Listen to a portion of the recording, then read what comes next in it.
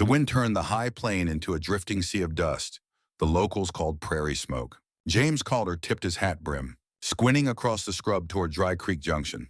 Noonson hammered the iron pump handle. Each pull echoed hollow as a church bell in winter. Water finally splashed into a dented bucket. Cold and copper blue, his roan gelding. Whiskey, sir you wanted more than some, nickered gratefully. A tumbleweed clattered along the wagon ruts, then another, and behind them. A sound out of place. A woman's gasp. Sharp as a hawk's cry. James glanced up. A small freight wagon sat canted on 3 wheels 30 yards off the trail. One rear spoke dangled like a broken rib. Beside it knelt a young woman in a faded calico dress. Auburn braid plastered to a sweat-streaked cheek. Blood, no. Axle grease darkened her palms as she wrestled with a splintered hub. James loosened his colt just enough to breathe easy and walked over. He drawled, voice hoarse from travel. That spindle won't set without a wedge block. She lifted fierce green eyes. Got no block, got no spare. Got to make Levada pass before nightfall. Her accent carried a lilt Ozark Hills. He guessed. James removed his hat. Name's Calder. Swanai21. Habershirbriyawan. Water's free if you're dry. The woman hesitated, then nodded toward the bucket. A boy no older than 12 emerged from behind the wagon canvas, eyes wary, knuckles white on a small penknife. Brother, by the look. James offered the dipper. The boy drank first. Then the woman, and she wiped her mouth. Clara Haverly. This here's Ethan. James crouched, inspected the shattered wheel. You'll not roll that another mile. I don't need a sermon. Mr. Calder, just a miracle. Or an honest price for one. Courage like that, James thought, gets folks killed or crowned. He stood. Nearest Smithy's back in Junction. 5 miles wrong way. You'll camp in the open. And Blackwood's toll riders work this stretch after sundown. She stiffened. I've already paid passage. Baron charges twice for those he figures can't fight back. Her jaw firmed. Then we'll fight. He liked the way she said we, as if he'd already signed on. But lights flashed in his memory, Sharp's rifle smoke. Brothers dead in blue coats. Another war.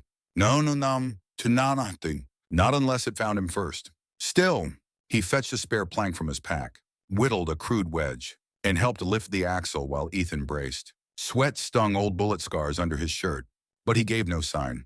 When the wheel sat true enough to limp, Clara exhaled shakily. What do I owe? Just ride close, he said. Shade's thin, and trouble likes thin shade. They hitched whiskey behind and eased west. Dust plumes trailing like cigarette smoke on still air. Sheriff McKinnon's clapboard office slid by windows, boarded since the last vandal night. Every porch along Main Street sagged with heat and hush.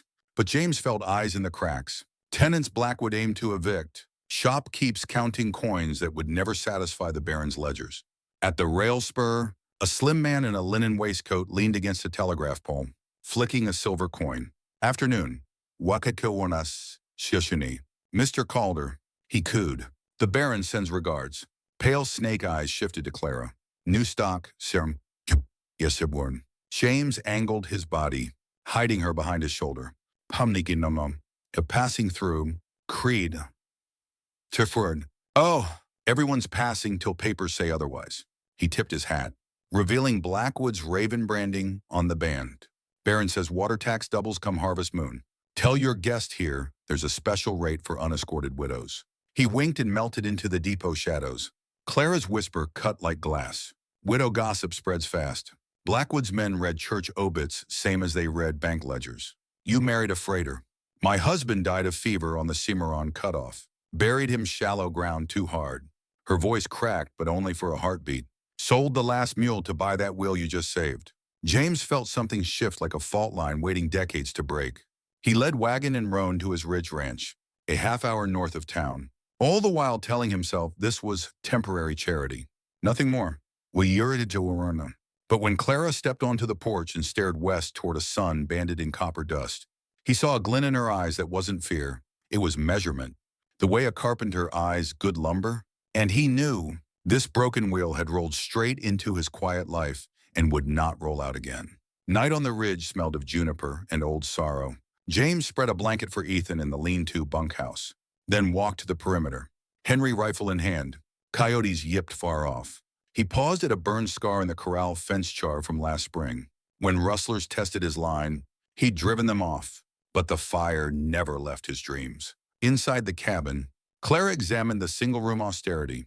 Pine table, pot-bellied stove, one sagging bed, a row of medical bottles quinine, laudanum, methylene, carbolic. You're a doctor. Sort of 901, nothing. Show me where, she asked. Army medic, 13th Kansas. War ended, but the wounds kept coming. She traced a finger over a brass cavalry bugle, hanging silent. My father blew one like this at Shiloh. He didn't come home. Silence folded between them, gentle as quilt batting. Outside, hoofbeats drummed many. James's muscles tautened. He snuffed the lantern, eased to the door. Moon-silvered riders swept the road. Lantern swinging, Creed's lanky silhouette led them toward the ranch's lower pasture. Clara's breath ticked. They found us already. They're counting fences. James murmured. Baron claims my spring feed crosses his grant. A legal lie, yet judges in his pay signed any writ. James lifted the Winchester from its hooks. Clara laid a hand on his arm. Don't tamakinon, she whispered. A dozen guns beat one. His voice was flint-scraping steel. Not if they don't fire first. He loaded 2 shells. Then strange impulse handed her the rifle. Cover the north window. If shooting starts, one of you want to enter ones. Keep Ethan flat. She took it. Surprise flashing, but no tremor. Outside, torches flickered nearer. But after a tense minute, they veered off, galloping back toward town. James exhaled. Inside, Clara set the Winchester down safe. Steady.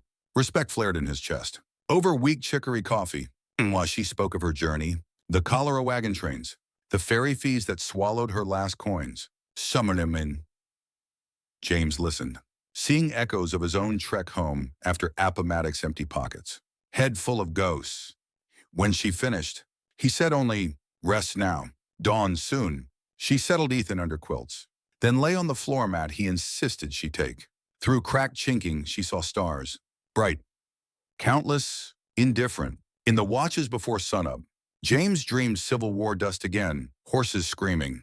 Field surgeons saw him, copper penny smell of blood.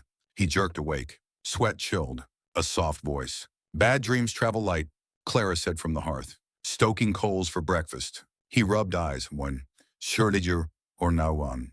Some baggage won't stay packed. She slid a tin mug his way. Then you need someone to carry half. He almost smiled. Almost. Day broke blistering. They drove the wagon into Junction. At the smithy, old Dutch Tom shook his head at the shattered wheel. Need 2 days and $12. James paid without fuss, ignoring Clara's protest. Pay me when you sell your next lesson, he said. In the mercantile, she bartered her last cameo brooch for seed flour. Outside, Ethan stared at a Colt poster. James squatted, showed the boy how to judge win with a grass blade, earning a shy grin. Then trouble came, wearing a waistcoat. Creed, or Tineverniarn, flanked by 2 deputies. Morning, our min pals, so me mate. He sang. Judge signed seizure order. Calder Ranch. Plus all livestock pending water levy arrears.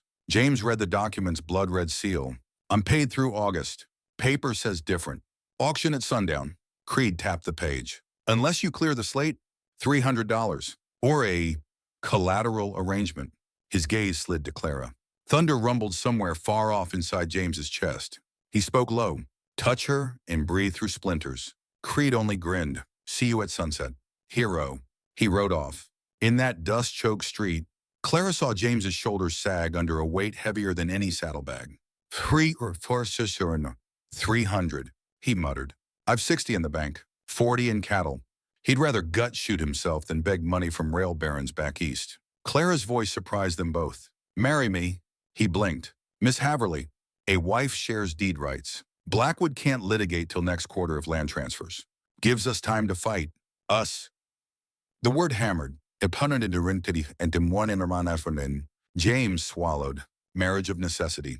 For now, Surinomont one Tino one, she said, though her eyes flickered with something tender and terrifying. Unless you'd rather lose everything. James studied the street, the shuttered windows. The priest sweeping dust off mission steps. A dog gnawing a bone too dry to chew. Then he looked at Clara Haverly. Wagon grease on her cheek. Courage in her spine. He tipped his hat. All right. Miss Clara, Let's give the Baron a wedding he'll choke on. The mission bell of Dry Creek Junction had not tolled in 3 summers. Yet at high noon, Father Mateo stood beneath it. Sleeves rolled, palm on the frayed rope, dust shimmered between pew-high sunbeams, and motes danced like slow sparks as Clara Haverly crossed the threshold on James Calder's arm. But no music, no lace, only Ethan clutching an ironstone bowl of wild lupine, and Sheriff McKinnon acting witness because the law demanded one honest pair of eyes. James's shirt bore a fresh patch where his wartime scar had torn it. Clara's calico still showed wheel grease. Even so, a hush settled over the nave as if stained-glass saints leaned in to listen. Father Mateo cleared his throat.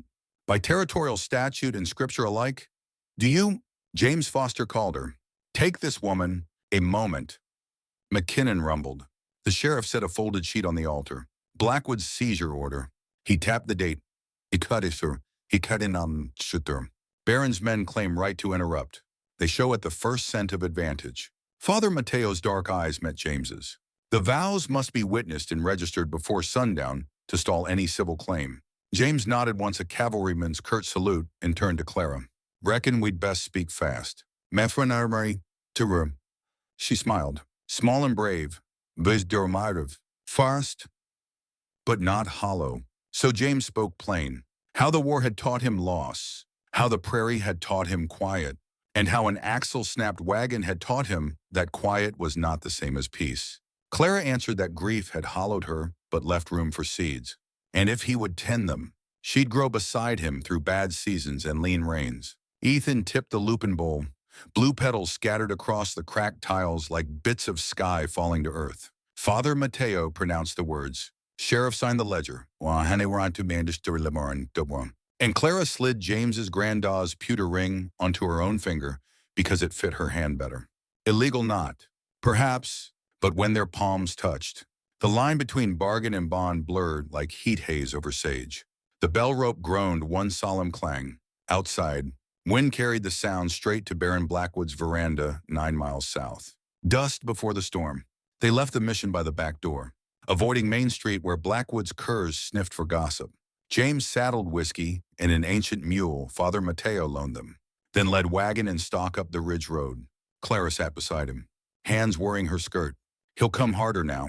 He was coming either way, James said, voice steady as the reins. Only difference he has to bring a judge next time. Ethan, 13, riding the mule, piped up. Are we poor or rich? Mr. Pa, he stumbled over the title, cheeks reddening. James slowed the gelding. Rich in grit. Son, poor in everything a banker can measure, which means Blackwood's ledger can't touch the best of us.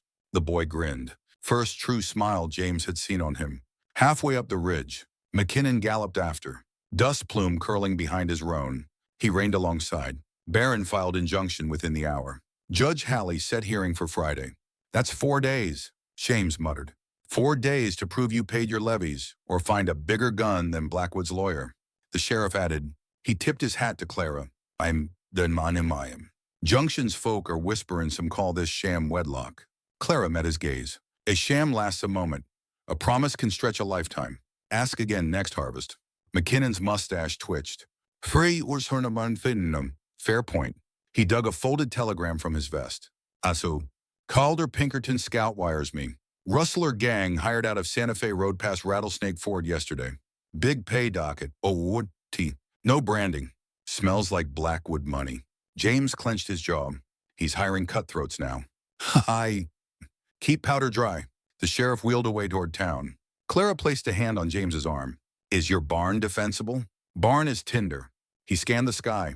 High clouds stacked like steel plates, storm breeding. But the Stone Spring House and North Ravine Funnel Riders, single file. He glanced at her. You know, guns. Clara. My papa taught me to shoot prairie dogs off the porch rail. She met his eyes unflinching. Prairie dogs don't shoot back. But I do not miss. James almost smiled. Good women make bad enemies. The lieutenant used to say, embers of trust. Evening found them at the ranch. Clouds purpled. Thunder flickered behind the Sangre Peaks. James set Ethan patching fence rails. Boy's hands needed work more than worry while he and Clara hauled water buckets should lightning find dry grass. Inside, she chopped onions for stew. Sleeves rolled over sunburn. Marriage was Sheshua. She said, half laughing. Yesterday I hadn't coin for flour. Today I have a husband, a lawsuit, and a range war. James stirred coals. Life's a poker table, cards change faster than a man can blink. He hesitated, then pulled a small hinged tin from the mantel. Keepsakes, he explained to Mern. Der Rest should wish on opening it to show a ragged photo of 4 Union scouts. One face, his younger, smiled broad. Another wore surgeon stripes. They're the reason I patch broken folks even when I'm broke myself. Clara traced the worn image. And you're the reason Ethan still has a sister tonight. The cabin shutter rattled wind. Or hooves, somos showers to bury yeras to was. James snatched his Winchester, eased to the window. Tiramana's mon room. Lightning illuminated the line shack, and a flicker not made by heaven. Lantern flame moving low across the pasture. Stay inside, he ordered, stepping onto the porch. Rain began, fat drops hissing on hot dust. He knelt, sighting along the rifle barrel. Another lantern bobbed, then 2 more. Shadows fanned across the lower slope, inching toward corrals. Thunder masked the crack of his first warning shot, bullet shattering the nearest lantern. Yells echoed, figures scattered. Clara appeared at the door. Spencer carbine braced. Ravine flank. She shouted. James wheeled. 3 riders raced the Wash Gulch, hoping to circle behind. Clara's carbine barked. One saddle lifted empty. The others peeled away into downpour. Rain lashed sideways now, turning dust to slick clay. Lightning flashed again, revealing Creed himself kneeling behind a stump, rifle leveled at the cabin door. Before James could target, Clara fired, bark exploded. Creed cursed, dropped his weapon, and staggered back, clutching his shoulder. James sprinted downslope, boots sliding. Creed slipped into sage gloom, leaving blood beads in muddy rivulets. The rest of the raiders melted with him. Within minutes, only storm remained, wind roaring like cannon through cottonwoods. James returned drenched. Hair plasters. Clara still stood guard, carbine steady though her hands trembled once adrenaline ebbed. Ethan peeked from the loft ladder, eyes wide. James laid a palm on her shoulder. Fine shooting, Mrs. Calder. She exhaled shakily. Father Mateo's ledger says wife. Gunsmoke says partner. Her smile faltered. Did I kill him? Winged him. Enough to make him rethink night visits. Thunder boomed overhead. James ushered them inside. He barred the door, then poured 3 fingers of whiskey into tin cups, one for courage past, one for courage needed, one to christen a marriage forged in lead. Ethan sniffed the stew. Smells burnt. Clara laughed. Sudden and bright. Let it burn. Tonight we eat smoke-flavored victory. Outside, the storm rolled north, but its echo lingered in their bones. First battle of a longer war, and they had faced it as one. Dawn of reckoning. Gray light seeped through rain-washed sky. James didn't bother saddling. He walked fence lines on foot. Boots squelching. Winchester cradled. Hoof prints and blood droplets led south toward Blackwood's estate, evidence enough for McKinnon. Maybe. If the judge played fair. He doubted it. Back at the cabin, Clara brewed chicory, eyes shadowed from a night with no sleep. She touched her pewter ring, turning it gently. We need allies' names Blackwood can't bully. James sipped bitter brew. Cattlemen's Association meets in Pueblo in 2 days. If I ride tonight, you leave the ranch undefended. He nodded grim. Baron expects that. He glanced at Ethan, whittling a willow stick by the hearth. But we can't fight guns, judges, and drought alone. Clara drew a deep breath. Then we ride together. Sheriff can billet Ethan with Father Mateo. Blackwood won't suspect a woman in the saddle courting alliances. James studied her, admiration flaring like sunrise over buttes. You sure? Clara Montor, Russ Sirimashi, Yuri Puritan. Trails wet, danger high. She set the tin cup down with a decisive clang. You took a bullet for my future last night. Let me take a mile or 2 for yours. Their eyes held no preacher. Siwi Hananonum. No sheriff, just silent vows stamped deeper than ink. James slung the Winchester, checked cartridges. Pre-Yuri, Sapak light, Mrs. Calder. Baron Blackwood's ledger just met its first audit. And as the sun broke over copper earth, 2 figures rode west to husband and wife-in-law, partners in war leaving behind a cabin still smelling of powder and lupin, but alive with the first true hint of tomorrow. The Arkansas River lay swollen with spring runoff, bronze water curling around bleached cottonwood roots. James and Clara coaxed their mounts onto the ferry flat, hooves thunking on damp planks. Behind them, Dry Creek Ridge shrank into a blue memory. Before them, Pueblo's railtown smokestacks clawed a cloud-wrecking sky. A gust rattled the lanterns hung at the bow. Clara tightened her cloak. Feels like we left one storm only to cross another. James studied the roiling current. Blackwood owns Judge's injunction, not cow barons in Pueblo. We're riding into clearer wind, or so I pray. The ferryman chuckled, pushing off with a pole. Pray quick, Mr. Desiriyuri Wasuri de Wasernon. Telegraph says Baron's riders tore up 6 miles of fence last night. Some Calder outfit. Assurancer. I hear what we want. Blood drummed in James's ears. Clara gripped his arm, eyes sharp. That's the ranch. He forced his voice steady. Any word on folks? Boy at the mission. Can't say. Just wires of smoke and rails. The ferryman spat chew into the river and hummed a hymn off key. Parley in a rail town. Pueblo throbbed with iron wheels and longhorn bellow. The Cattlemen's Association Hall perched above the stockyards. Its cedar double doors watched by 2 Texan guards with silver stars. Inside, kerosene chandeliers glimmered over a sea of dusters and handlebar mustaches. James signed the guest ledger J.F. Calder and wife and felt 20 eyes cut their way. Few ranchers brought women to these smoke-choked councils. Clara returned the stares without flinching. The pewter ring on her finger caught lamplight like a spark refusing to die. Chairman Wade Morgan, a slab-jawed Wyoming drover, rapped his gavel. Next docket. Disputed water rights. Dry Creek Valley. James rose. Beside him, the association's lawyer unfolded a map. James spoke plain. Blackwood damming the upper spring. Doubling tolls. Forging lien papers. He laid Creed's torn seizure writ on the table, bloodstain from the night raid still dark at the corner. Murmurs rippled. Morgan's brow furrowed. Baron Silas Blackwood, he drawled. Ain't a cattleman. He's a banker in boots. Why's he choking off grazing land? A rail agent in the back snorted. Because ore companies pay more for water than beeves ever will. Clara stepped forward, voice steady but edged with copper. Gentlemen, il besa serentu. My husband's line serves not just cattle, 6 homestead families, a mission school, and the telegraph relay depend on that spring. Blackwood burns barns to buy stock at auction price, then flips the land to the Santa Fe Mining Trust. She let the words hang like noose rope. Morgan's jaw set.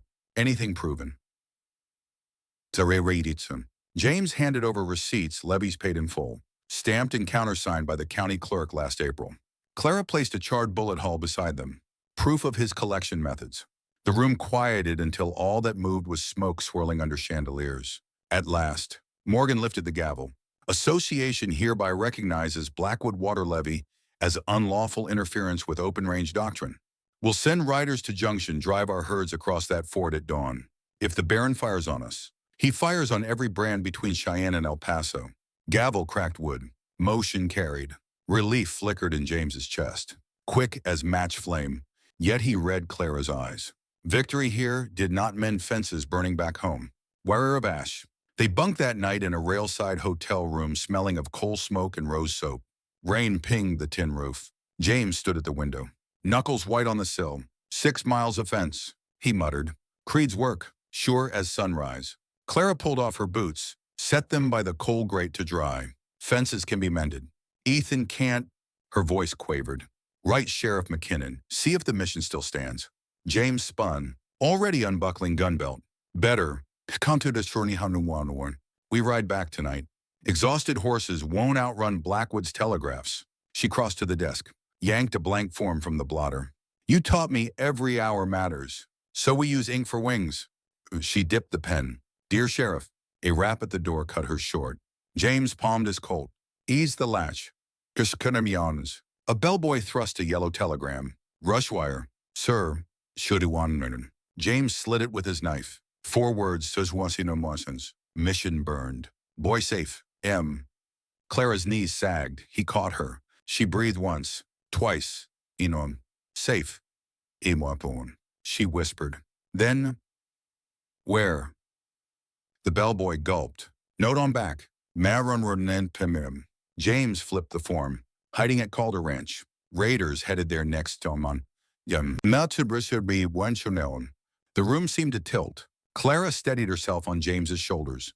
If we leave now, he shook his head slowly. No rail south until dawn, but we have allies now. He strode to the corridor.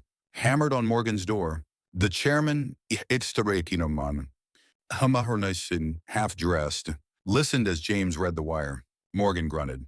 Whole Valley's tinder. Mount your horses. I'll wake the boys. We'll ride with you. Come first light, 30 rifles. Night ride to Hell Creek. Thunderheads rolled east as pink dawn bled over the prairie. 31 riders pounded out of Pueblo, dust trailing like a war banner. Clara rode at James's left, Spencer rifle across her lap. Behind, Morgan's drovers sang a low trail hymn.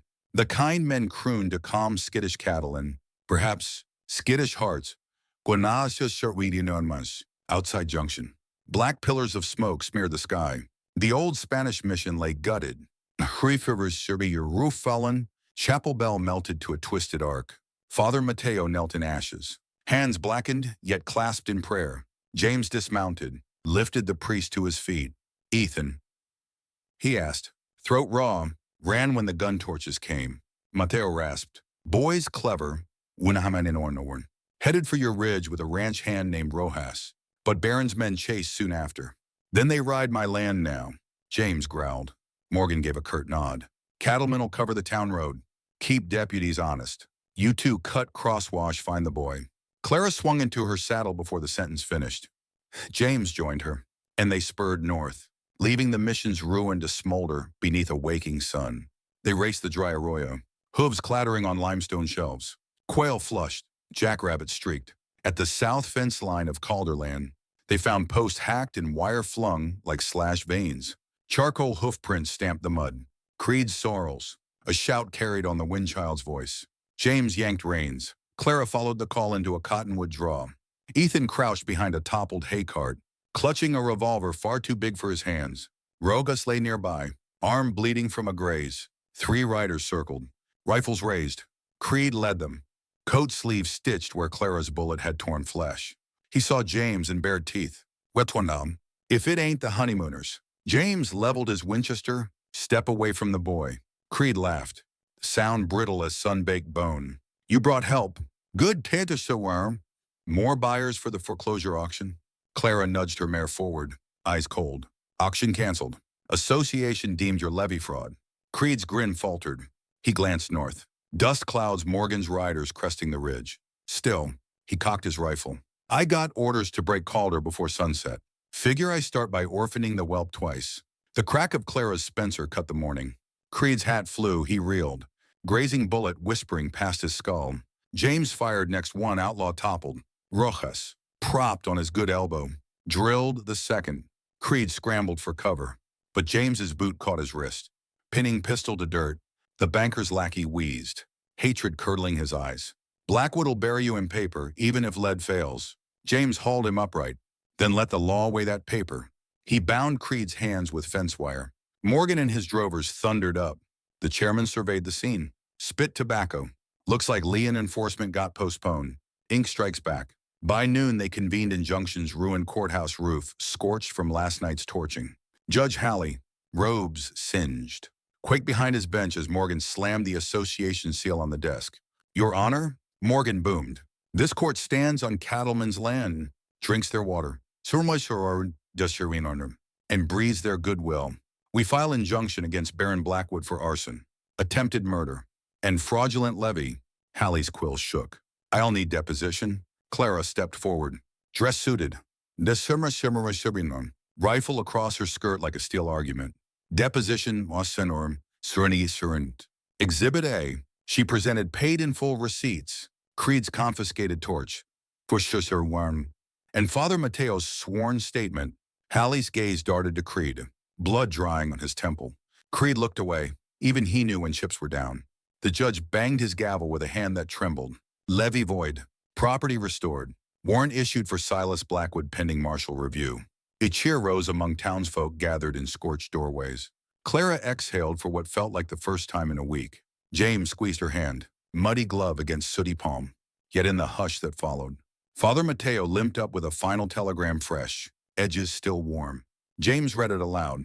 Blackwood en route with mining trust guards. Claiming federal mineral patent overrides ranch deeds. Eta dawn, Nturnavarn. Morgan cursed. Baron's playing his ace. James looked to Clara, then to Ethan, dirty but unbroken at her side. Then we meet him at the canyon pass, he said, voice low as rolling thunder. Paper ends where the trail narrows to one rider wide. Clara nodded, green eyes flaring. We proved the law today. Tomorrow we prove backbone. Outside, clouds banked crimson over the sangres like embers waiting for wind, and every soul in Junction felt the match about to strike. Blackwood's special train shrieked into Dry Creek Junction an hour before dusk. 7 freight cars and 1 gleaming Pullman. Through its windows, Clara glimpsed rows of stiff-backed guards in mining trust livery gray dusters, new Winchesters. No cattle brands in sight. The Baron had bought himself an army that didn't know a single rancher's name. And that, James whispered, could be their opening. Father Mateo met them on the boardwalk. Cassock still singed. Sheriff McKinnon confirmed. Baron rides at dawn toward Red Horse Pass, fastest cut through the mesas. The priest's voice went hard. It's the narrow you once mined for limestone. James, Dethroned him on. A man on either wall can touch fingertips. James nodded. Mind already mapping ridges. 1 rider wide. Paper patents won't help him inside a funnel of shale. Morgan's drovers gathered, leaning on rifle butts. Clara counted heads 13 cattlemen, 6 townsfolk volunteers, plus Rojas with his arm in a sling. 21 against perhaps 50 guards, outnumbered. But the canyon would even the spread, the bold gamble. Inside the gutted courthouse, they sketched their plan on scorched pine. Clara spoke first. Baron claims a federal mineral patent outranks deeds, so we force him to show it under oath. If the document is forged like the levy, we win without firing. Sheriff McKinnon spat chaw. Blackwood never signs his own frauds, keeps stooges to do that dirty. Then we need leverage, Clara said. She unfurled a yellowed parchment Father Mateo had salvaged from the mission library. An 1830 Spanish land grant covering every limestone seam at Red Horse Pass, signed by a governor of New Mexico Territory. Ratified under the Treaty of Guadalupe Hidalgo, Spanish patents outrank postbellum filings. She explained, me. If Blackwood's paper overlaps this grant, his claim dies. James's eyes brightened like matchhead. But only a federal clerk can certify precedents. Closest office sits 2 days south in Trinidad. Clara tapped the parchment. Or, she said, this priest still carries the royal seal that authenticated the mission deed 50 years ago. Spanish seal recognized by you. Sign. Courts in every treaty case to date. Mateo produced the silver stamp blackened but intact. I will stand in court, he vowed. Morgan grunted approval. Fine. You. Padre, Surichan, Sheriff Wagon, and my drovers ride the long flank reach the north mouth of the pass by dawn. Plant yourselves inside the narrow. When Blackwood arrives from the south, Calder and wife confront him with old Grant. If he backs down, Gehken Rich Shui. If not, the cattleman slapped his Winchester closed. We clatter iron. Clara met James's gaze, sooty lashes, blazing eyes. That's your bold move. Mrs. Calder, he said softly. Ink first. Lead after. And night of small goodbyes. They dispersed to ready mounts. Clara found Ethan at the telegraph shed, fussing over a stray puppy he'd smuggled from the ashes. She knelt, smoothing the boy's dirt-streaked hair. You'll stay in town with Father Mateo after the pass. Remember him. Schoolhouse still needs its first pupil. Ethan's jaw jutted. I can shoot Ask Mr. Morgan. You can live, she whispered, pressing their mother's locket into his palm. That's the bigger job. It crossed the yard. James tightened Whiskey's saddle cinch. Sheriff McKinnon approached, badge catching lamp glow. Son, the lawman said. Drop the Baron in that choke. And every squatter from here to the Arkansas, I'll owe you supper. But if he flees uphill, he'll circle Junction. Burn the town while the valley's men sit bottled in rock. James's brow furrowed. Then Creed must not reach the gap's rim. He tugged to Henry's action. Metal sang. Clara joined him. Rain-washed moonlight silvered her braid. I'm riding with the forward party, she declared. James opened his mouth. But the protest died. She'd stood her ground on every trail mile. She would again. Instead, he drew a charcoal nub and sketched a rough heart on her Spencer stock. Grip here. When Kasuna Dasuro wants your evening, he murmured. And think of that ridge sunrise you loved. She traced the charcoal with her thumb, sealing promise in black dust. Approach to the pass. Before first rooster crow, they rode silent single file. Lanterns shuddered. Wheels of heaven glowing low on sage. Red Horse Pass reared from the mesas like a scar 200 yards long. Walls sheer, floor no wider than a wagon tongue. They split. Morgan's main body and the priest slipped north along the rim. James. Clara, Yurtunum, Rojas, and 3 drovers dismounted in the southern throat, stacking rock into chest-high barricades. Dawn seeped amber over the peaks. James sighted east with his field glass. Dust plumed fast. Company. Within minutes, Blackwood's column appeared. 20 mounted guards, wagons with drilling gear, and at the center, a black stallion bearing the Baron himself, silk cravat pristine. Creed rode beside him. Head bandaged. Arm bound but hate intact. James stepped into the passage. Winchester across his chest. Clara stood left flank. Parchment and priest's seal tucked in her saddlebag. Their allies crouched unseen atop ledges. Baron Blackwood raised a gloved hand. His line halted. Mr. Calder. He called up Derek and Reshu Shuranturi, voice smooth as bank marble. Fine morning for paperwork. James answered evenly. Paper first, then. Baron, Sir Warnton. Clara held the Spanish grant high, the silver seal glinting. This treaty deed predates your patent claim by 57 years, she said. Withdraw or stand trial? The Baron's eyes flicked to Creed, who leaned and whispered. Blackwood smiled. My lawyers will shred missionary myths in federal court. Meanwhile, I require passage. You've none today, James said. Blackwood's gaze hardened. Men, Sir Merowin, clear the rabble. Kashietu Shortimon, Duam. Creed raised his rifle, but a crack from the north rim shattered his hat brim. Morgan's voice boomed overhead. Association jurisdiction. Baron, next round walks your backbone. The Baron's horse sidestepped, snorting. Guards looked up, counting rifles aimed downhill. Still, greed gagged caution. Blackwood drew a folded sheet, waved it like a flag. Federal Mineral Emergency Act. He lied. Allows seizure in times of shortage. Signed by Secretary Oakes. From the north came Father Mateo's shout. Oakes resigned last month. He held up a telegraph proof. Murmurs rippled among the guards. Some shifted uneasily. Few men relished jail for another's fortune. Clara stepped forward, voice ringing. Look around you. Sirs, who drinks your water? Shods your horses? Buys your meals? Dry Creek folk. Not a banker's ledger. Choose now. Shoot neighbors for false writs or ride away clean? For 10 heartbeats, wind whistled the gap. Then a guard nearest Creed lowered his Winchester. Another followed. Creed spun, cursing, but loyalty cracked like dry timber. Half the column rained back. Baron Blackwood's lip curled. Cowards! He spurred his stallion straight at James. James braced, then the earth itself spoke. Rusher, Yewanant Fontaine, perched behind a scrub pine, touched off 2 sticks of dynamite at the canyon's south wall. The blast roared, shale boulders crashed, sealing the passage behind the Baron and Creed, but leaving their men cut off outside. Horses screamed. Dust engulfed the choke. When it cleared, Blackwood's stallion lay stunned. The Baron pinned beneath a shattered saddle. Creed staggered to his feet, leveled pistol at Clara.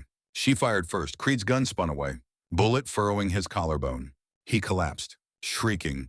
James strode through swirling grit, drew Creed's own shackles from his belt, and clasped the Baron's wrists. Paper ends here, he said, voice low but carrying. Inks dried, stones closed. Above, Morgan's men erupted in cheers. In the distance, the Prieto cows lowed, as if echoing verdict. After the dust settled, they hauled Blackwood and Creed north, where the canyon widened. Sheriff McKinnon galloped in with a U.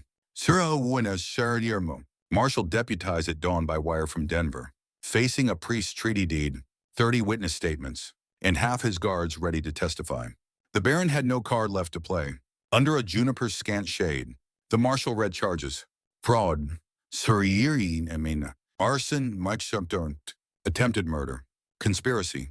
Blackwood stared at Clara, eyes venomous. All this for a busted wagon girl, he hissed. James answered, rifle slung but steady. For every busted soul you priced. The marshal clapped irons. Prison coach leaves at sundown. Creed whimpered. Blackwood only glared at the pass walls that had become his cell. Clara finally exhaled, leaned into James's chest. His arms wrapped her, battle tremble easing. Above them, hawks wheeled in a sky scrubbed clean by dynamite dust blue, as the lupine that once scattered on a mission floor, and blue as the tomorrow they had just pried open with treaty ink and frontier grit. The marshal's prison coach rattled out of Dry Creek Junction at sunset. Iron-bound doors flanked by 4 deputies on horseback. Baron Silas Blackwood rode inside, wrists manacled. Creed slumped beside him, half-dosed with laudanum for the pain of Clara's bullet. Along the boardwalk, townsfolk watched in wary silence, no cheers this time. Only the brittle relief that follows a drought-breaking storm. James Calder tightened whiskey's cinch. Denver Circuit Court sits in 3 days. The marshal said, "You and the Senora are key witnesses. Judge will wire if you're late." Clara stepped forward, parchment grant snug in an oilskin tube across her back. "We'll be there." She glanced at James. "Ethan rides to the ridge with Rojas and Father Mateo. He'll be safe." Of course it weren't. Morgan's cattlemen were already pushing herds up valley, reclaiming pastures now free of Blackwood's toll. The chairman clasped James's forearm. "Court may handle the Baron, but the trust will hire fresh money. Keep powder dry." Hirana, the friend, rails through no man's land. Night cloaked the prairie as James and Clara boarded a freight caboose hitched to the marshal's coach. A.U. The flag lantern hung at the rear, its blue glass glow sliding over track ties. James spread a bedroll beside a coal stove. Clara unstrapped the Spencer, laid it within arm's reach. "Never thought my honeymoon would smell of axle grease and Marshall coffee," she quipped. James chuckled, draping his coat over her shoulders. "Lease the company's fare." The train chugged north, pace steady, whistle low. Around midnight, Clara stirred to a jolt. The train slowed too soon for any scheduled stop. James eased to the door and peered down the moon-washed track. In the distance, says Sigurd Demaniuan. Lanterns, then red signal flares laid across the rails. The engineer's brakes shrieked. Deputies cursed, grabbing rifles. A mounted line materialized from the sage. Silhouettes backlit by flare, glow 15 riders in dusters marked S. ERFs. Mining Trust Security. Their leader, Dresser, a thin man with a bowler hat, lifted a megaphone. "Federal custody ends here. Hand over the prisoners under red of emergency mineral requisition." Inside the coach, Blackwood laughed, a hollow rattle. "Told you, Calder paper has more lives than a desert lizard." James vaulted from the caboose roof to the gravel. Secretariatum. Winchester raised. Clara landed beside him, oilskin tube slung across her chest like a bandolier. "Trust's writ dies if we reach Denver," she hissed. "Then we make this track our courtroom." James said, eyes scanning for cover, none but the low coal tender. The bowler man gave the hand signal. Trust riders dismounted, rifles leveled. Deputies formed a line but were outnumbered. "Last chance." Bowler called me and your servant. Clara stepped between rails, holding the Spanish grant high. "You have no jurisdiction," she shouted. "This land grant predates your patent. Interfere and you violate treaty law." A shot cracked warning into the air, but it shredded parchment edge. Clara flinched. James's rifle roared in answer, clipping the shooter's hat clean off. Deputies opened fire. Sparks cascaded from iron couplers. The truss surged forward until a new thunder rolled from behind the train. Hoofbeats pounded. A wedge of riders erupted out of darkness. Morgan's drovers had doubled back, alerted by a telegraph Rojas sent minutes after the train left. Their volley caught the truss flank. 3 guards fell. The rest wheeled in panic. Bowler dropped his megaphone. Scrambled for his horse, but Morgan tackled him. 6 gun to temple. "Court's that away." "Tin horn," the cattleman growled. Within minutes, the ambush fizzled. Surviving guards fled into chaparral, leaving flares guttering red. Deputies resecured Blackwood's shackles. Creed whimpering. James helped Clara retrieve the torn grant edge, singed but seal intact. Morgan spat dust. "Hell of a honeymoon ride. I'll shadow your train with 5 men to the state line." Clara squeezed his hand. "You just wrote the closing argument, Mr. Morgan.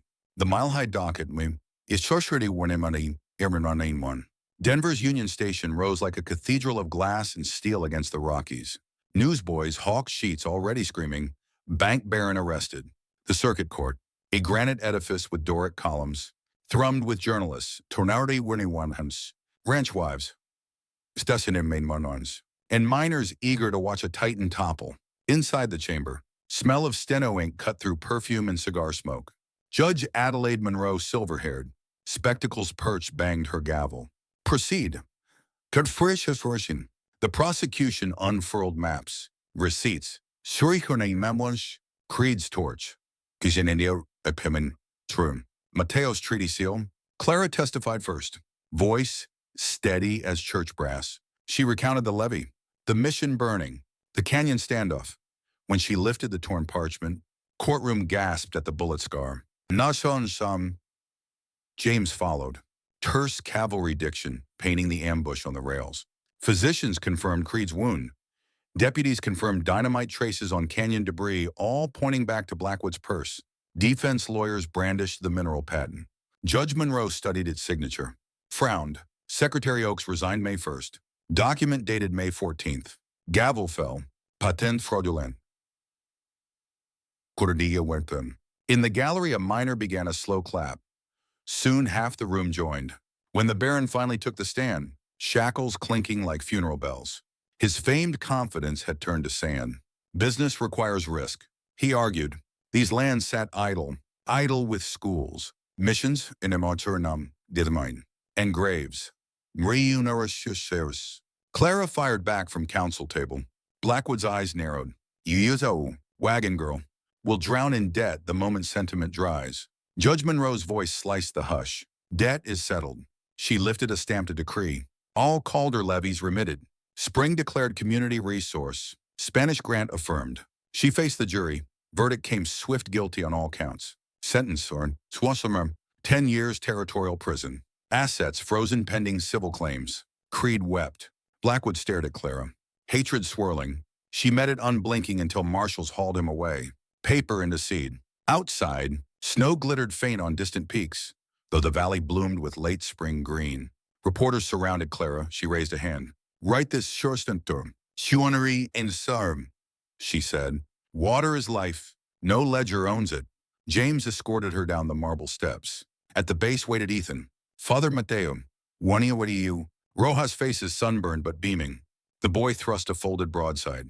Cattle Association funds new school at Dry Creek. Clara's throat thickened. They kept building. Ridge's fences, too, Ethan added proudly. I hammered nails myself. They spent the night in Denver's modest Windsor Hotel. Far finer than any bunkhouse, but lacking the smell of juniper and sizzle of their own hearth. James stood at the window, watching gas lamps flicker. Court 1 ink, he murmured. But land still needs hands fences. Schoolhouse roof. Springhouse, sir. Sluice.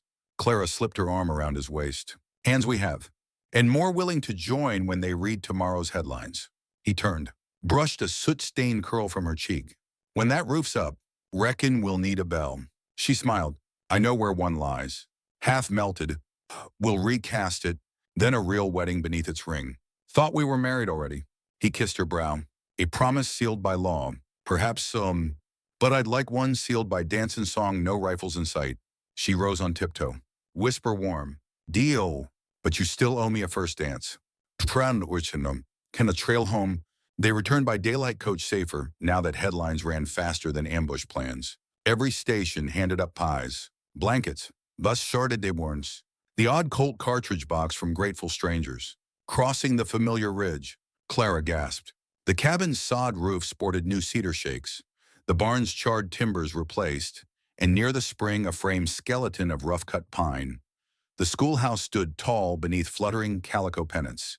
Women painted boards, children chased chickens between sawhorses. Morgan greeted them at the gate. Trust pulled out too many subpoenas. Sheriff's posse rounded the stragglers.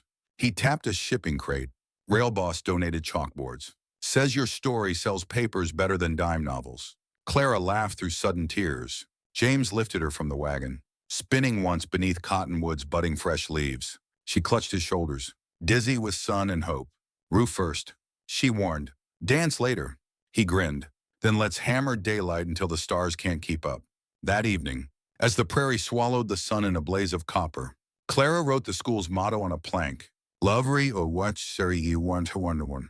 Not own, turnina, assurmanam once. She dipped the brush again, added smaller letters beneath. Water belongs to every thirsty soul. Beside her, James drove the final nail into the ridgepole. The echo carried across fields where cattle lowed contented, across chaparral where hawks wheeled free, and into a tomorrow neither banker nor bullet could foreclose. Pronghorns grazed where Blackwood's survey stakes once stabbed the earth. By early July, the valley wore a new skin. Fence posts, spores straight, creek dredged clear, and the half-framed schoolhouse now boasted 4 walls. A bell tower scaffold, and a roof that no cloud could bully. James set the last cedar shake just as Clara rang a makeshift triangle to call volunteers to supper. Steam from her stew cauldron mingled with juniper smoke. Rojas ladled bowls. Ethan darted between sawhorses balancing bread. And Father Mateo blessed the meal in halting English and rolling Spanish because the roster of workers now spanned Texans, Utas, and a pair of Swedish carpenters fresh off the rail. When everyone had eaten, Morgan rose holding a folded gazette. Folks, the Denver Chronicle says Baron Blackwood's appeal was denied no parole, no bond, assets auctioned to settle claims. A cheer rippled, hammers clanging against cups. Clara's face glowed, but James saw something cloud her eyes. Relief. Yes. And a worry that freedom could still fray at the edges. Unfinished ledgers. After dusk, they walked the pasture, fireflies blinking like distant embers. Clara brushed her fingers across Timothy heads. We've built so much so fast, she murmured. It feels borrowed, like someone might call the note. James reached for her hand. Baron's note is ash. Nothing stands between you and tomorrow now, except tomorrow itself. She answered with a wry half-smile. Hawks will still hunt. Drought might still choke the spring. He knew the feeling. Soldiers sometimes feared peace more than gunfire because it left space for shadows. Then we planned for drought like we planned for bullets. He said, dig the cistern, seed winter wheat, train the kids to guard stock. She nodded, but he saw tension linger, a string pulled too tight. Smoke on the southern ridge. Tension snapped 3 nights later. A rider galloped in at moonrise. Horse lathered. It was Deputy Hazel Lane from Junction. Had askew. Rustlers, she gasped. Hit the drover camp near Red Dog Mesa, branded calves, and drove them south. They wore trust gray dusters, but cried Blackwood's name. Morgan spat. Copycat raiders grabbing land before court settled deeds. James's jaw set. They'll cut through Boxy Canyon by dawn. Narrow trail, easy to bottle. We've had enough choke points, Clara said. What if we meet them open? Show numbers, not gunsmoke. Morgan studied her. Talk first. Shoot second. Sounds civilized. Dangerous. Kinam. Me too. But the valley had traded fear for backbone. At midnight, 24 riders formed under the Cottonwoods ranchers. Townsfolk, 2 Ute scouts, and Clara in a split skirt astride her mare. James rode at point. Spencer carbines slung but muzzles down. Lanterns hooded so they moved like a dark river under the waning moon. They reached Boxy Flats at first gray light. Rustlers, maybe 15, had a remuda corralled by deadfall. Brands still smoked. Their leader, Gwenwenhanurni, a thick-set man with a scar from ear to collar, barked orders. James signaled halt. Rode ahead alone. Palms open. The darn. Clara's breath caught, but she held fast. He called out, voice rolling across sage. You're driving stock under brands voided by court. Step away and we parley. Scarman laughed. Court means nothing outside stone walls. Baron paid us deposit before you caged him. Balance sits waiting in Santa Fe Bank. He's sick and he spit. We aim to collect. James dismounted, laid Winchester across his saddle horn. Jobs change. Baron can't sign checks from prison. Take wages in beef. You'll hang beside him. He pointed to the ridge behind lanterns flared, revealing the full posse line. Valley stands together now. Rustlers shifted, uneasy. Scarman's gaze caught Clara. Parchment tube still slung across her back, though she carried no weapon this dawn. That her is Torrenter, he sneered. The wagon girl who damned a dynasty. Clara nudged her mare forward until she flanked James. Name's Clara Calder, she said, calm as a hymn, and every soul behind me lost something to Blackwood's schemes. But we're not looking for more graves. Drop the brands. Return the calves. Ride out. Or face a jury that already knows your employer's tricks. Silence stretched. A rustler near the rear, a youth no older than Ethan, lowered his branding iron. Another followed. Scarman cursed, swung his Winchester toward the boy. But Clara's voice cracked like a whip. Try it and you'll face me first. She had no rifle yet. Her gaze held steel. Scarman hesitated, then snorted. Threw his gun to the dirt. Easy wage ain't worth lead. He muttered. He mounted, and one by one the gang rode south, leaving cattle and irons cooling in dust. James exhaled slow. Clara's shoulders sagged. Adrenaline always charged full fare. Morgan trotted up, eyes shining. Garum one merum. You just talked 15 wolves off fresh meat. Should bottle that grit. It's not grit. "If the neon and order one inch," she said softly. "It's fatigue of blood." She glanced at James. "We've hoisted enough coffins for one summer." First bell. A week later, the new bell recast from Mission Bronze arrived by Wagon, green patina gleaming. Father Mateo blessed it. Ethan swung the clapper, and a deep golden note rolled over wheat stubble and up rocky draws, echoing off mesas where rustlers once hid. Opening day of the Calder School and Commons dawned on the first breeze of harvest. 23 children lined wooden benches, cowhands kids. Woot cousins, two sprout-thin girls rescued from Blackwood's tunnel network, now braiding each other's hair. Clara chalked the motto across the slate. "Love o whammy, now in the wild one." Not owned. She began with letters, but soon switched to numbers because numbers built budgets, and budgets built barns, and barns fed futures. At recess, she found James repairing a hinge on the cookhouse door. "They know more than I dreamed," she whispered, eyes shining. "One girl recites poetry in 3 tongues. Remind them often," he said, driving the screw home, "that tongues cut chains quicker than sabers." That evening, lanterns strung between posts lit a rough plank floor. First dance promised and overdue. Fiddles sawed tunes. Boots stomped. Clara wore a linen dress dyed indigo. Patched but fluttering free, James offered his hand. She placed hers in it, pewter ring flashing. They two-stepped beneath stars while Ethan spun the puppy in dizzy circles. When the song slowed to a lonesome waltz, James whispered near her ear, "Ready for a wedding that smells of wildflowers instead of powder." She smiled into his shoulder. Long as the vows fit between lesson plans. The next tune rose sprightly, but a hush rippled as Sheriff McKinnon strode in, envelope in hand. James's pulse skipped. Bad news carried paper shoes. The sheriff opened it, eyebrows climbing. "Territorial Governor's Office," he announced. "Says Dry Creek Valley, thanks to documented treaty precedents, is granted district charter.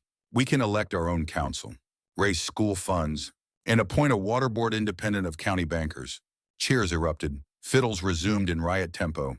Clara laughed. "Tearing up. A home with its own heartbeat," she said. James squeezed her waist. "And its own bell to call mornings," he added. He pulled a small velvet pouch from his vest. Thumb nervous. Inside, a thin silver band inset with turquoise chips the color of dawn over sage. "Found it in Denver. But the right moment kept riding ahead of me." Clara's breath caught. "And this one?" "One seals the dance. The Dorna one server one, Sonarman," he said. "If you still want more promise than pewter," tears made her smile shimmer. "Promises are seeds," she whispered. "Plant another, 1 year's certain determinor." He slipped the ring beside the pewter. 2 metals gleaming together, a story of barter turned bond. The bell clanged midnight. Couples drifted home. James and Clara lingered beneath lantern hush. Wind carried ripe grain scent and coyote yips, far-off wild music. But softer now. Clara rested her head on his chest, heartbeat steady beneath scar and sun-baked denim. "We're almost safe," she murmured. "Almost, oh," he agreed, kissing her hair. "Which means tomorrow we work again." She chuckled. "Tomorrow we test irrigation math, and maybe teach ballads." Moonlight silvered the chalk motto on the school gable. "Love. Not owned, no matter certain." For the first time since a wagon wheel shattered on a lonely road. Clara believed the words might hold if well tended, watered, and rung out each dawn like the bell above them. Clara woke to thunder far off in the Sangre Peaks, the kind that rumbles like ancient drums, yet never drops a single raindrop on the valley floor. For a moment she feared gunpowder storms again, but the only smoke outside the cabin window came from a breakfast fire where Ethan and Rojas argued cheerfully about the right amount of chicory to murder good coffee. Yesterday she had walked the pasture beside James, whispering her worry that hard-won freedom might still fray at the edges. James had answered by pressing a calloused thumb to her pewter ring. "Edgework is what a rancher checks every sunrise. If something frays, we mend together." She carried that promise into the new day like a talisman. The first school bell. Mid-morning, the last pine beam slid into place atop the bell tower. Swedish Olaf drove the final spike, then hoisted the recast iron bell the smith had poured from Mission ruins mixed with fresh ore. When it seated true, Father Mateo climbed the ladder, whispered a prayer, and tugged the rope. The bell rang once clear, steady, startling meadowlarks into flight. Silence followed, but it was a full silence, as if the whole valley paused to listen. Clara felt tears blur her vision. The bell was more than bronze. It was an answer to every night she had once curled on a cot, wondering whether hope could outlast fear. James squeezed her hand. Dirt under both sets of nails from long days of hammering. Roof's tight, he said. Now we feel what's under it. Ethan rushed forward, waving a slate. Lesson 1. How to draw a horse that doesn't look like a potato. Laughter erupted. Loosening the strain, none dared name. Harvest, wind, and old ghosts. Sursuwern, sur. The afternoon turned restless, the wind shifted, carrying heat that smelled of sage blossom and distant railroad coal. Morgan rode in. Hut Brim Grim. Telegram from Denver, he said to James and Clara. Mining Trust sold its Dry Creek mineral options to a Kansas syndicate. New men might test the water rights despite the court ruling. Might gamble, no one here can afford a second trial. Clara's worry flared. Baron's ghost wearing a new coat. James scanned the sky. And gambling were too tired to saddle up again. He met the cattleman's gaze. When do they arrive? Survey crew by week's end. Rumor says, armed, Dewatin Nonetter Sturpainderber. Father Mateo joined. Still dusty from bell tower work. If they come, we greet them with truth, not fear. But truth alone may need a louder bell. Clara breathed deep. Then we ring this one until every ranch in Pueblo hears. Make them choose sides before the first survey stake hits dirt. That evening, she wrote 20 letters, one to each community that had sent a hammer or sack of nails. Ethan rode the ridge, delivering them while moonlight silvered the grass. A dance in lamplight. 2 nights later, on the raw wood schoolhouse floor, still smelling of pitch, they held the Harvest Wind Social Part fundraiser. Part declaration that the valley no longer bowed to shadow owners. Tin lanterns hung from rafters. Morgan's trail cook plucked a fiddle. Olaf found a concertina. Rojas taught a 2-step nobody could master, but everybody loved. Clara wore a blue cotton dress. Father Mateo had bartered off a Santa Fe peddler. James appeared in a brushed cavalry coat she had mended. Scars and all. When the fiddle slid into a waltz, he offered his hand. Promised you a first dance with no rifles in sight. She placed her palm in his, pulse thrumming like hummingbird wings. They circled the lantern glow, boots scuffing pine, bell in the tower tolling gentle quarter notes above music. Around them children leapt, elders clapped, and for the first time since her wagon axle snapped, Clara's laughter rose unclouded. Mid-dance, the schoolhouse door banged open. Tension knotted the room until Ethan burst in leading a procession. Ranchers from Broad Mesa, 2 Ute elders, freighters from Trinidad, even the banker from Junction who had once feared Blackwood's ledger. They carried crates of seed, stacks of law journals, inked petitions. One by one, they placed them against the wall beneath a chalked sign. Love, Pineda Widmarn Pudding. Not owned. James's voice carried over the hush. Looks like the valley voted. When the surveyors came, dawn crept pink when the Kansas Syndicate survey wagons rumbled up the arroyo. 3 engineers and half a dozen guards scanning the creek line. They found the road lined with riders from every corner of the county, women shouldering carbines, miners hefting picks. At the center stood Clara and James beneath the new bell. Father Mateo holding the Spanish grant high like scripture. The lead engineer, a bespectacled man in city tweed, cleared his throat. Terribly sorry. Folks a Suriname, Serta Suriname. Our investors were unaware of pending claims. Clara nodded to the petitions stacked in a feed sleigh, hundreds of signatures. Notarized overnight by the Junction clerk who had once bowed to Blackwood. These names say the creek stays free. Your investors can pour their gold somewhere else. A guard half raised his rifle until he saw how many muzzles answered the motion. He lowered it fast. The engineer adjusted his glasses. Well then, good day. Wagon's turn. Cheers followed them until dust swallowed wheels. James exhaled. Sometimes the loudest gun is a bell. Coda under the copper sky. Late August painted grass burnt amber. School opened with 15 pupils on benches Rojas built from split-rail pine. On the first lesson, Clara chalked the words, "Every story starts where hope refuses to lie down." Children tried to copy.